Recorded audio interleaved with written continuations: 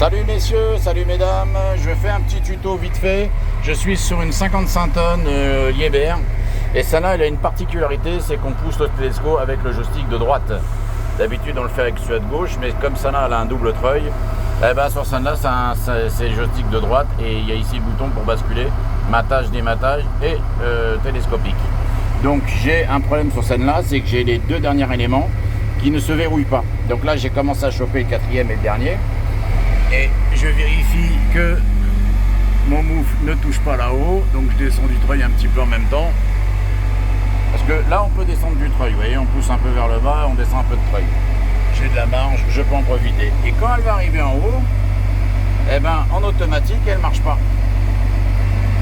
Vous allez voir, elle va pas jusqu'à 92 comme le deuxième élément.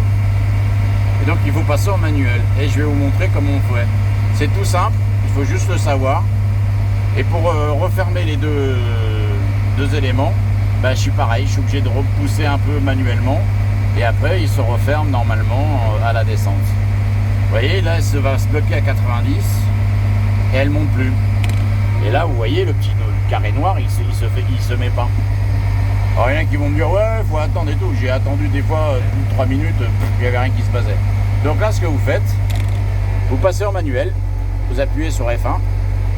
Une fois que vous avez passé en manuel, vous allez ici, là, il y a les deux boutons jaunes, poussez vers le haut pour le télescopique. Vous revenez, vous regardez pas votre bras, hein, ça sert à rien. C'est ici qu'il faut regarder.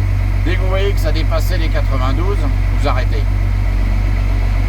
Ça sert à rien de monter trop haut non plus. 91, 92, 94. Stop, j'arrête. Je coupe en haut. Vous avez entendu le stong à l'intérieur du bras. Parce que j'ai le chariot qui est mort à l'intérieur. Et malheureusement, c'est Mediaco, bah, pour changer les éléments, c'est très dur parce que les grues tournent H24. Et voilà, là elle est redescendue, elle s'est mise en position et elle s'est verrouillée. Vous voyez, le petit carré noir, là, c'est pas un carré, c'est une sorte de triangle. Non, triangle, rectangle.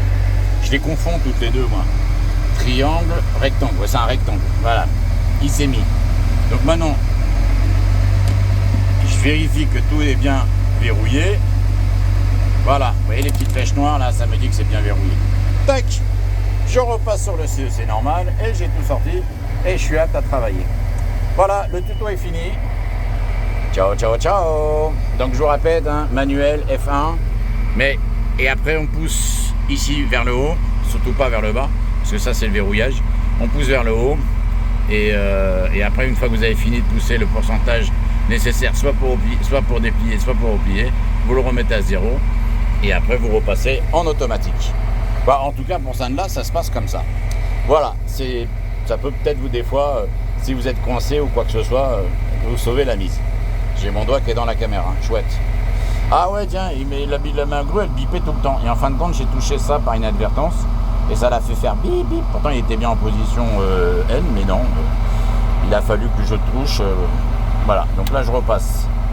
Là vous voyez, j'étais en télescope, je repasse en dématage et en matage. Et logiquement ça marche. Allez, est-ce que je démate un peu là? Ouais. Voilà, tout marche. Allez. Salut les copains, donc là on est mardi, il me reste mercredi, jeudi à travailler et je suis en vacances. Je suis retourné sur une vieille poubelle, mais bon, de toute façon c'est mon boulot intérimaire, on tourne sur toutes les machines. Allez, ciao ciao ciao.